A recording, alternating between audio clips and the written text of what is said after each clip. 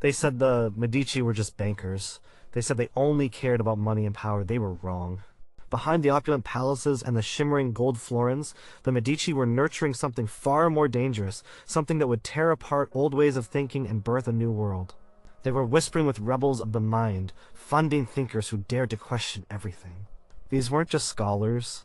They were intellectual assassins, dismantling centuries of dogma with the Medici's coin in their pockets. Get ready to meet the 7 masterminds who, with the Medici's backing, twisted the very foundations of human thought. Their ideas exploded across Europe, setting the stage for revolutions that echo even today. Number 7, Niccolo Machiavelli. The year is 1513. Niccolo Machiavelli, once a high-ranking official in the Florentine Republic, is now a broken man. Tortured, exiled, and living in rural obscurity, he watches the world from afar. His beloved Florence, the city he served with every fiber of his being, is back under the iron grip of the Medici family, the very rulers he helped depose years earlier. But Machiavelli, a sharp-eyed observer of human nature and political power, is not idle in his forced retirement. He is writing, he is thinking, and what he is writing will shake the world. Machiavelli's connection to the Medici is a complex, almost twisted one. He is not a favorite philosopher invited to their lavish dinners or given villas like others on this list. Instead, he is a man shaped by their absence and their return, a man whose ideas are a direct response to the brutal political realities the Medici exemplified. When the Medici were driven out in 1494, Machiavelli rose through the ranks of the Republican government that replaced them. He was a diplomat, a military strategist, a close advisor to the powerful Florentine chancellor. He saw firsthand how states rose and fell, how leaders secured power, and how quickly fortune could turn. He learned the harsh lessons of political survival, not from ancient texts, but from the raw, bloody streets of Renaissance Italy. Then, in 1512, the Medici returned, backed by Spanish arms. Machiavelli's world collapsed. He was suspected of conspiracy, arrested, and subjected to the strappado torture, where his hands were bound behind his back, and he was hoisted into the air, his shoulders dislocated. He endured it, denied everything, and was eventually released, banished to his small farm outside Florence. It was here, in this enforced solitude, that he poured his observations and bitter wisdom into his most famous and infamous work, The Prince. The Prince is not a guide to moral leadership. It is a stark, brutal manual on how to acquire and maintain political power no matter the cost. Machiavelli stares unflinchingly at human nature, seeing people as inherently self-interested, fickle, and easily deceived. A prince, he argues, must be willing to do whatever it takes to secure his state. He must be a fox to recognize traps and a lion to frighten wolves. He must know how to act against faith, against charity, against humanity, and against religion when necessity demands it. He famously writes that it is far safer to be feared than loved if one cannot be both. This was a radical departure from traditional political thought, which often emphasized a ruler's moral virtues and adherence to Christian ethics. Machiavelli completely divorced politics from morality, claiming that a ruler's only real goal is the preservation of the state.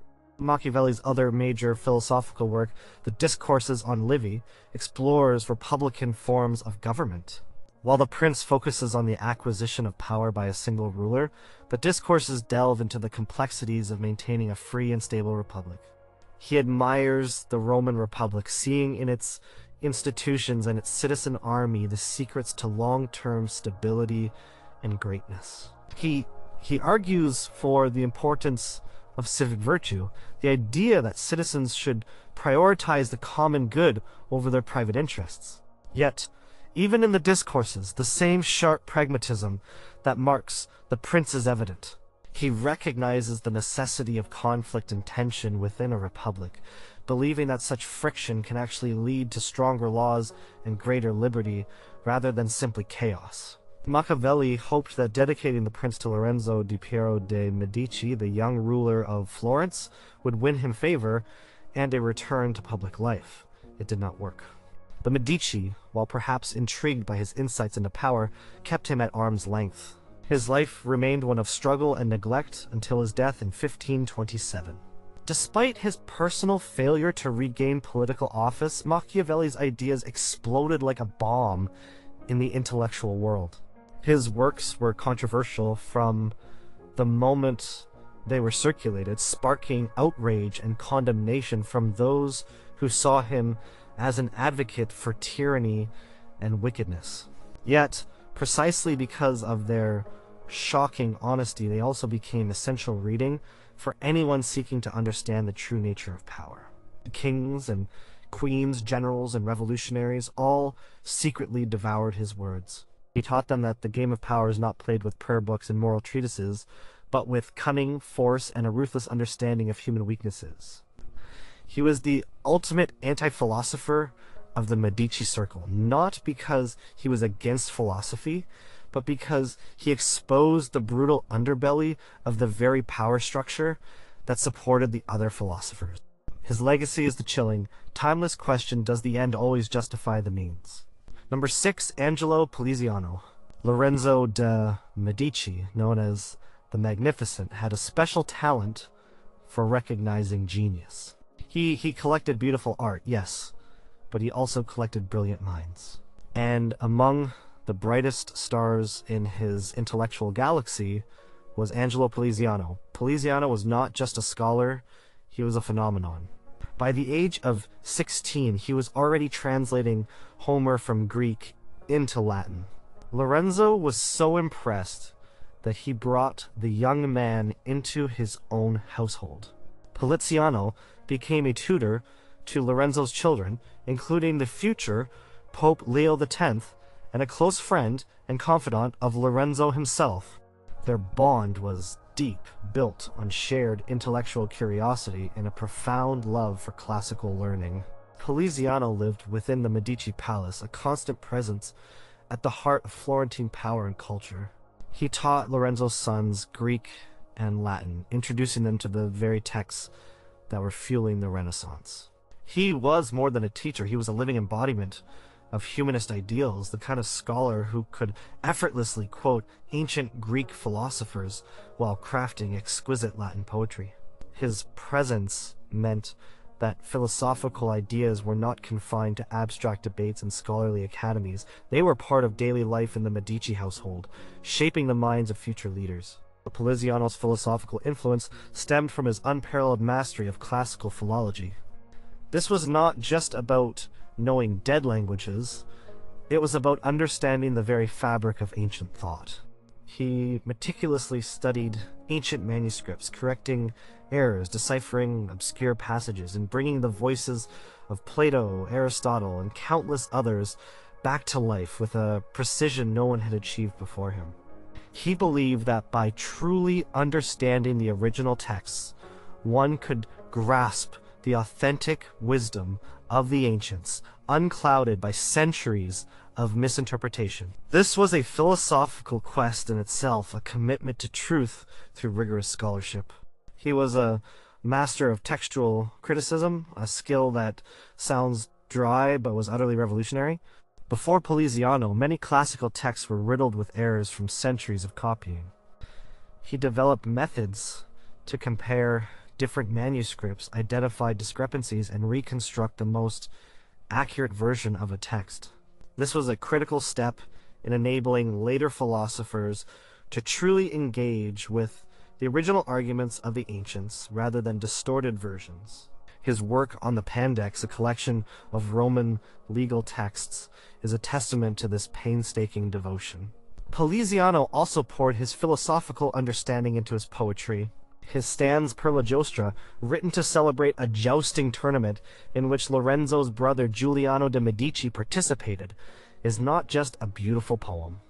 It weaves together classical mythology, humanist ideals, and a Neoplatonic vision of beauty and love. It shows how the abstract ideas of philosophy could be integrated into the vibrant culture of the Medici court, elevating art and entertainment to a higher, more meaningful level. He explored themes of human potential, the pursuit of beauty, and the fleeting nature of life, all filtered through a deep knowledge of classical thought. His orations and letters also reveal his philosophical leanings.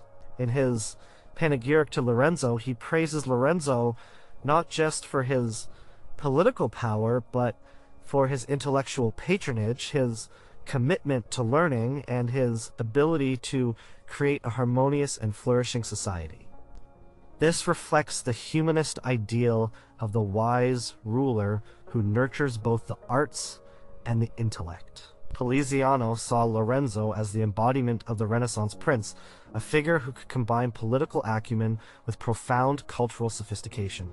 The Pazzi conspiracy of 1478, an assassination attempt on Lorenzo and Giuliano de' Medici, was a terrifying event that deeply affected Poliziano. He was present in the Florence Cathedral when the attack happened, and he witnessed Giuliano's murder and Lorenzo's miraculous escape.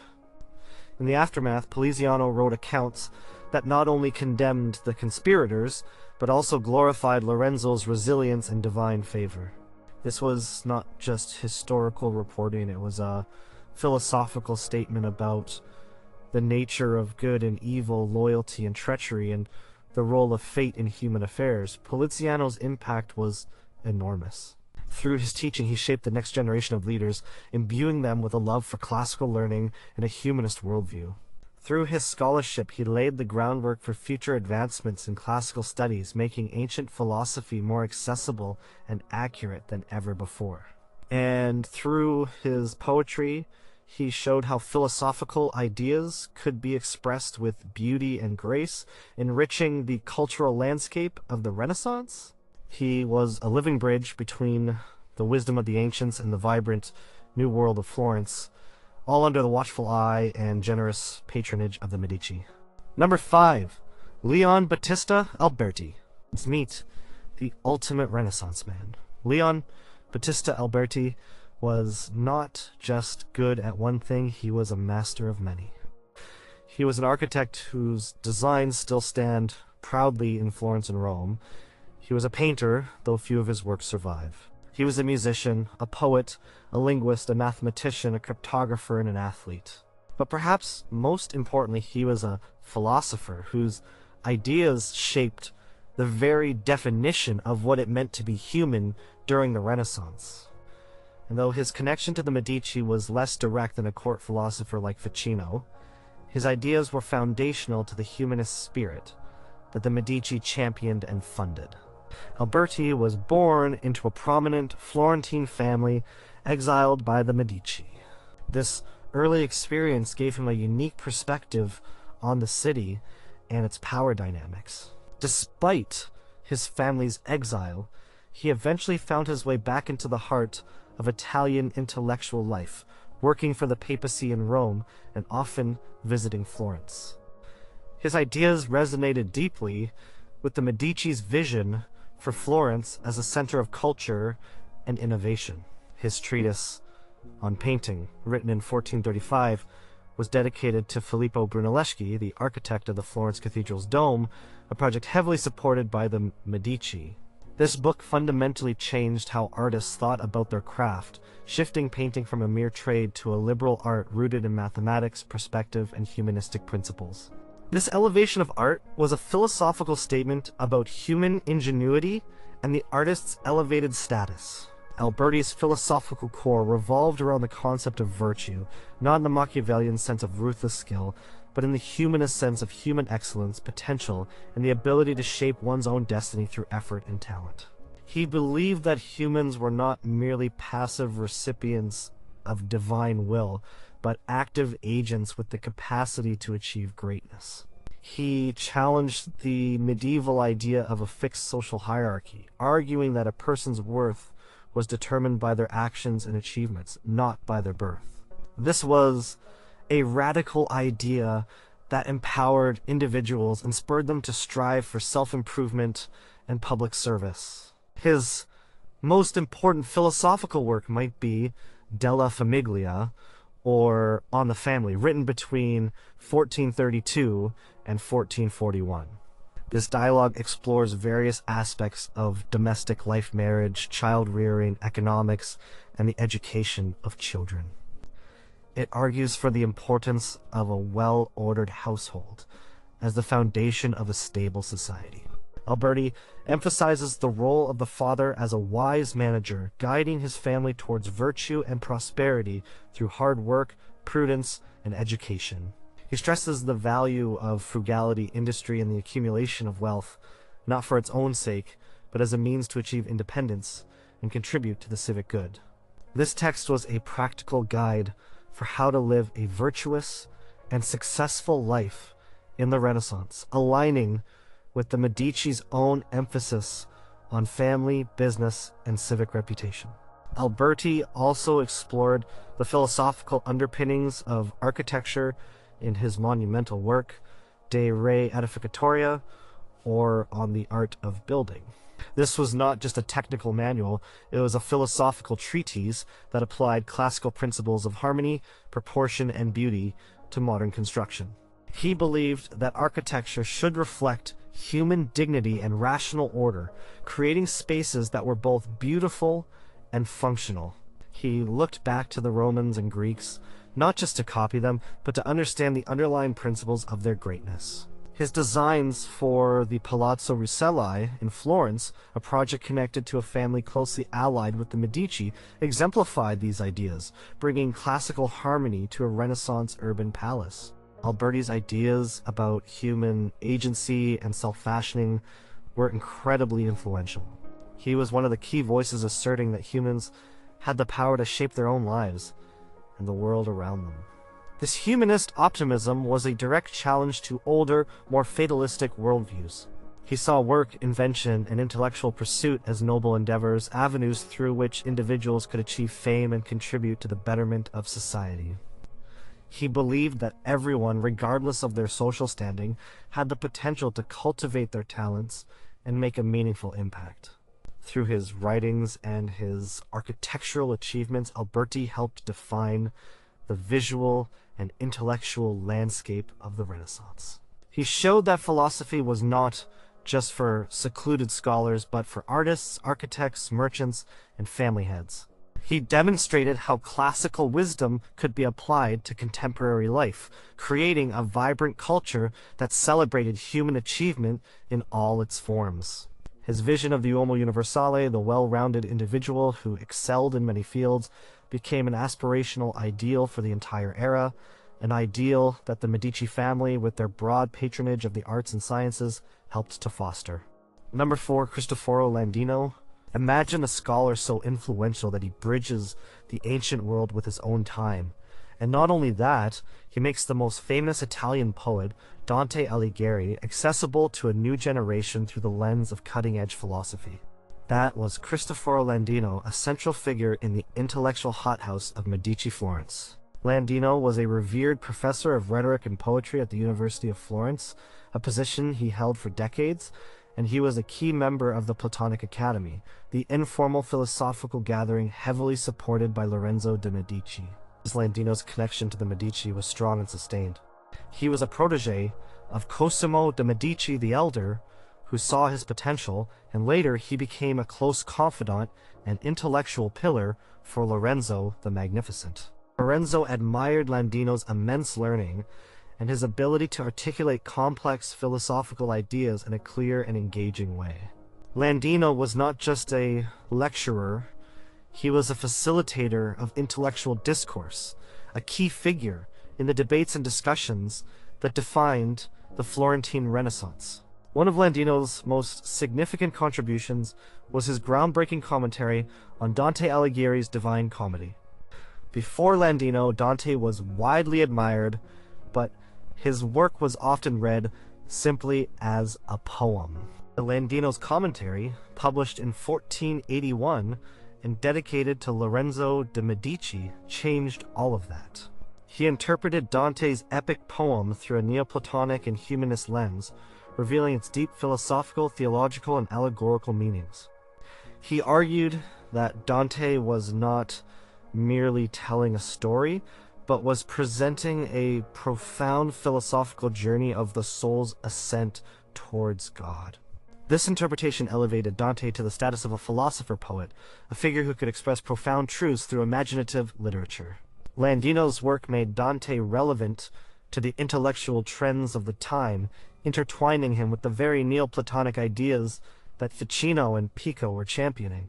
His commentary was immensely popular, often printed with Botticelli's illustrations, further solidifying the connection between art, literature, and philosophy under Medici patronage. Landino was also a master of classical languages, producing important commentaries on Virgil, Horace, and Persius. He saw these ancient poets not just as literary figures, but as repositories of philosophical wisdom. He believed that within their verses lay profound truths about human nature, ethics, and the cosmos. By carefully analyzing their works, he sought to unlock these hidden philosophical messages, demonstrating the continuity between ancient and contemporary thought. His most famous philosophical work is Disputationes Camaldulenses, or Camaldolese Disputations, written in 1475. This is a series of dialogues set in the beautiful Camaldolese monastery near Florence, featuring a group of prominent intellectuals, including Marsilio Ficino, Leon Battista Alberti, and Landino himself. The dialogues explore fundamental philosophical questions, such as the nature of the highest good, the active versus the contemplative life, and the relationship between humans and God. In these discussions, Landino articulates a humanist position that emphasizes the value of both intellectual contemplation and active participation in civic life. He argues that true wisdom involves not just meditating on abstract truths, but also engaging with the world and contributing to the common good.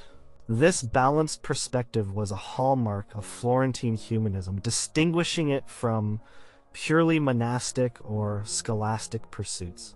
Landino's influence extended beyond his writings and lectures. As a revered teacher, he shaped the minds of countless students, instilling in them a love for classical literature and a humanist approach to knowledge. He played a crucial role in creating the vibrant intellectual atmosphere that characterized Lorenzo's court.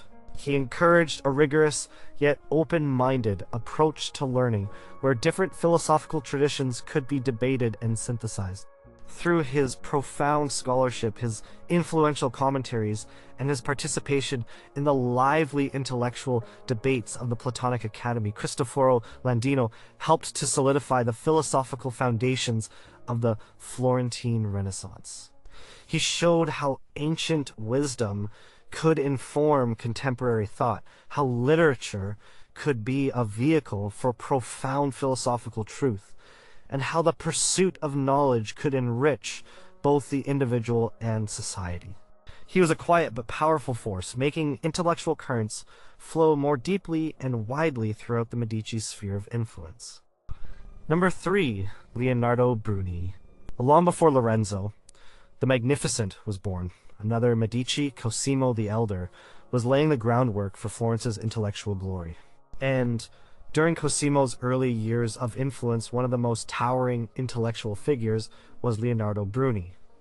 Bruni was not just a scholar, he was a statesman, serving as Chancellor of the Florentine Republic for many years. His life and work perfectly embodied the ideals of civic humanism, a philosophical movement that celebrated human agency, public service, and the active participation of citizens in their government. While he predates the formal Platonic Academy, his philosophical outlook profoundly shaped the intellectual climate that the later Medici family would so expertly cultivate. Bruni's connection to Florence and its republican ideals was paramount. He served as Chancellor from 1410 to 1411, and again from 1427 until his death in 1444, a period that saw the subtle but steady rise of Cosimo de' Medici's power. Bruni as Chancellor was the chief scribe and orator of the Republic, drafting official documents, composing speeches, and articulating Florence's political philosophy to the world. His position put him at the very heart of Florentine civic life, allowing him to put humanist theories into practice. He believed that the best life was one dedicated to the public good, a stark contrast to earlier medieval ideals of monastic contemplation. One of Bruni's most significant philosophical contributions was his emphasis on virtus, or civic virtue. He argued that true human excellence was found not in withdrawal from the world, but in active engagement with it. Citizens had a moral obligation to contribute to the well-being of their community through political participation, military service, and economic enterprise. This concept was a cornerstone of civic humanism, which glorified the active life over the contemplative life, seeing public service as the highest form of human achievement. He believed that a free republic provided the ideal environment for individuals to cultivate their virtues and contribute to the common good. Bruni also revolutionized the writing of history. His History of the Florentine People, written between 1415 and 1442, is considered one of the first truly modern historical works. Unlike medieval chronicles that often focused on divine intervention or hagiography, Bruni adopted a secular approach. He sought to understand historical events through human actions, motivations, and political decisions. He analyzed cause and effect, examined primary sources, and presented a narrative that celebrated Florence's republican liberty and its historical development. This wasn't just storytelling, it was a philosophical statement about human agency in shaping historical outcomes, and it provided a powerful narrative for Florentine identity, one that even the Medici, despite their increasingly autocratic rule, found useful to promote. His work as a translator was also philosophically significant. Bruni was one of the first humanists to master ancient Greek, and he undertook ambitious translations of Plato, Aristotle, and other Greek authors into Latin. His translations of Aristotle's Ethics and Politics were particularly important, making these foundational texts more accessible to a wider audience and influencing Renaissance ethical and political thought. He believed that by returning to the original Greek texts, one could truly grasp the philosophical arguments of the ancients, free from the distortions of medieval translations. This rigorous philological approach was a philosophical stance in itself, advocating for truth through direct engagement with original sources. Bruni's Dialogues to Pier Paolo Vergerio, written around 1401, feature discussions on the relative merits of different literary figures, but also reveal his humanist philosophical position. He champions the classical authors and argues for the importance of eloquence and rhetoric in expressing philosophical truths. He believed that knowledge should not be confined to a select few, but should be communicated effectively to inspire and educate citizens. Even in his own life, Bruni exemplified his philosophy.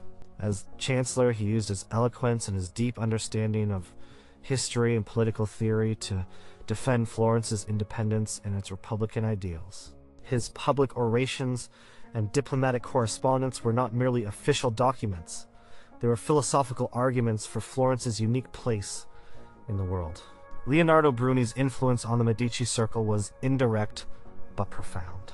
He established the intellectual framework of civic humanism that celebrated Florentine identity, promoted active citizenship, and valued the classical heritage. This framework, though initially associated with republicanism, was adaptable enough for the Medici to later embrace and manipulate. They understood the power of ideas, and Bruni's celebration of human potential and civic greatness provided a potent philosophical backdrop for their own aspirations for Florence. His legacy is the enduring idea that human excellence is achieved not in solitude, but in the vibrant, sometimes messy arena of public life. Number 2, Giovanni Pico della Mirandola. If there was ever a rock star philosopher in the Medici circle, it was Giovanni Pico della Mirandola. He was young, brilliant, incredibly wealthy, and famously handsome. Born into a powerful princely family, he possessed an almost insatiable thirst for knowledge, mastering Latin, Greek, Hebrew, Arabic, and Aramaic by his early 20s. He traveled across Europe, soaking up every shred of wisdom he could find, from ancient Greek philosophy to Kabbalah, from scholastic theology to obscure magical texts. He was a universalist, dreaming of a grand synthesis of all human knowledge, a single unifying truth that lay beneath the surface of every tradition. Pico's connection to the Medici was personal and immediate. He arrived in Florence in the late 1480s and quickly became a close friend of Lorenzo de' Medici. Lorenzo, always drawn to intellectual brilliance, was captivated by Pico's vast learning and daring ideas. Pico lived in the Medici palace, a constant companion and intellectual sparring partner for Lorenzo, who affectionately called him my Giovanni. He was a protege of Marsilio Ficino, learning Neoplatonism directly from the master, but he pushed these ideas in entirely new and controversial directions. Pico's magnum opus, and the work that truly defined his philosophical stance, is his Oration on the Dignity of Man, written in 1486 as a prologue to his planned debate of 900 theses. This oration is not just a speech, it is a manifesto for the entire Renaissance. In it, Pico articulates a radical vision of human freedom and potential. He argues that God gave humans no fixed place in the hierarchy of creation. Unlike angels or beasts, humans have the unique ability to choose their own nature. We can ascend to the level of angels through intellectual contemplation and virtue, or descend to the level of beasts through vice and folly. Pico famously writes, "To us, therefore, the Father gave a seed of every kind and every germ of life from birth. Whatever seeds each of us shall sow in himself, these will grow and bear in him their proper fruits. If they be vegetative, he will be a plant; if sensual, he will become brutish; if rational, he will be a heavenly creature; if intellectual, he will be an angel and a son of God." This is a groundbreaking declaration of human free will and self-creation. It places humanity at the center of the universe, not as a fallen creature, but as a being capable of infinite self-improvement and transformation. It was a profound challenge to traditional fixed hierarchies and a glorious affirmation of human agency. The 900 Theses themselves were an ambitious attempt to reconcile all philosophical and religious systems. Pico believed that hidden within the various traditions, Platonism, Aristotelianism, Christianity, Judaism, Islamic thought, even Egyptian hieroglyphs and the Kabbalah, were fragments of a single universal truth. He proposed to debate these theses in Rome, inviting scholars from all over Europe. This was an audacious act designed to provoke a grand intellectual synthesis. However, his ambition backfired spectacularly. Many of his theses, particularly those drawing on Kabbalah and challenging traditional scholastic interpretations, were deemed heretical by the Church. Pope Innocent VIII condemned 13 of his theses, leading to Pico's arrest and imprisonment. He was eventually released through the intervention of Lorenzo de' Medici, who protected him and brought him back to Florence. This incident highlights the dangerous tightrope these philosophers walked, even with powerful patrons like the Medici. Despite the controversy, Pico continued his intellectual pursuits under Lorenzo's protection. He delved deeper into Kabbalah, believing it held secret keys to understanding the divine. He also embarked on a project to refute astrology, arguing that it undermined human free will and divine providence. His brief life, cut short by illness at the age of 31, was a furious blaze of intellectual activity. Pico's influence on the Medici circle and beyond was immense. His oration on the dignity of man became one of the foundational texts of Renaissance humanism, inspiring generations of thinkers to explore the depths of human potential. His syncretic approach, though controversial, encouraged a broader, more inclusive view of knowledge, prompting scholars to look beyond traditional boundaries. He showed that philosophy could be daring, universal, and deeply personal, ultimately pointing to the boundless capacity for human transformation. He was the living embodiment of the Renaissance spirit, bold, curious, and utterly convinced of humanity's extraordinary place in the cosmos, a conviction nurtured and protected by the Medici. Number 1. Marsilio Ficino. In the mid-15th century, Florence was buzzing with new ideas, but one man stood at the absolute epicenter of this intellectual earthquake, Marsilio Ficino. He was not just a philosopher, he was a living embodiment of the Florentine Renaissance, the high priest of Neoplatonism, and the intellectual heartbeat of the Medici family's golden age. His story is inextricably linked to the Medici's extraordinary patronage, particularly that of Cosimo the Elder and his grandson, Lorenzo the Magnificent. The connection between Ficino and the Medici began with a stroke of genius, or perhaps destiny. Cosimo de' Medici, already a shrewd banker and political mastermind, had a profound respect for ancient wisdom. He was especially fascinated by Plato, whose works had been largely lost to Western Europe for centuries, known only through fragments and indirect references. In 1462, a scholar named Gemistus Plethon introduced Cosimo to the wonders of Plato during a council in Florence. Inspired, Cosimo decided that Florence needed to recover this ancient wisdom. He didn't just commission a translation. He chose a young, brilliant scholar named Marsilio Ficino, then still in his 20s, and gave him a villa in Careggi, just outside Florence. He told Ficino to devote his life to translating Plato from Greek into Latin. This was an unprecedented act of patronage. Cosimo essentially created the Platonic Academy of Florence, an informal but incredibly influential gathering of scholars, artists, and poets, with Ficino at its head. It was here at Careggi, under the direct sponsorship of the Medici, that Ficino brought Plato back to life. He translated all of Plato's works, followed by the complete works of Plotinus and other Neoplatonic thinkers. This was an immense undertaking, a project that took decades and fundamentally reshaped European thought. Ficino's core philosophical contribution was his revival of Neoplatonism and his effort to synthesize it with Christianity. He believed that Platonic philosophy, particularly the idea of the soul's ascent to God and the concept of Platonic love, was deeply compatible with Christian theology. He saw Plato as a kind of pagan prophet whose insights foreshadowed Christian revelation. In his monumental work Theologia Platonica de Immortalitate Animorum, or Platonic Theology on the Immortality of Souls, Ficino argued for the soul's inherent divinity and its longing to return to its divine source. He stressed the importance of intellectual contemplation and love as the means by which the soul could ascend through various spiritual levels to achieve union with God. Ficino's concept of Platonic love became incredibly influential. He interpreted it not as a purely intellectual or disembodied affection, but as a spiritual attraction that could inspire artists, poets, and lovers to seek beauty and goodness in all its forms. This idea permeated the art and literature of the Florentine Renaissance, influencing artists like Botticelli, whose Primavera and Birth of Venus are often interpreted through a Neoplatonic lens, showcasing ideal beauty and the power of love to elevate the soul. These works were often commissioned by the Medici themselves, decorating their villas with visual representations of the very philosophical ideas they were funding. Ficino's philosophy was profoundly optimistic about human nature. He believed that humans, situated at the crossroads between the material and the spiritual, possessed a unique dignity and an innate capacity to strive for the divine.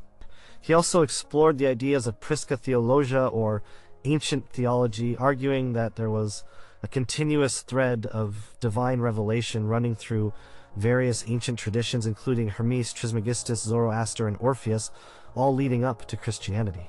This syncretic approach sought to find harmony between different bodies of knowledge, an idea that resonated deeply with the universalist aspirations of the Renaissance. His impact was not limited to scholarly circles. Ficino maintained an extensive correspondence with intellectuals, rulers, and artists across Europe, spreading his ideas far and wide. He was a spiritual guide for many, offering philosophical counsel and shaping their worldview.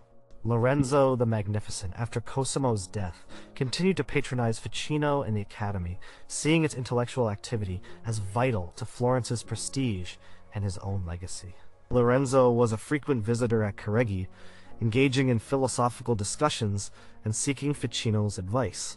The Academy was a vibrant center of intellectual exchange, where ideas flowed freely, spurred by Ficino's translations and his own original thought. Marsilio Ficino effectively refounded Western Platonism, providing a powerful philosophical framework for the Renaissance. His ideas about the soul's immortality, human dignity, and the unifying power of love permeated every aspect of Florentine culture, from painting and poetry to education and politics. He was the intellectual architect of the Medici's Golden Age, demonstrating how a powerful family's patronage could ignite a philosophical revolution that echoed across centuries. His legacy is the belief that philosophy, art, and spirituality can be harmoniously intertwined, leading humanity towards higher truths and greater beauty, all thanks to the vision and the wealth of the Medici.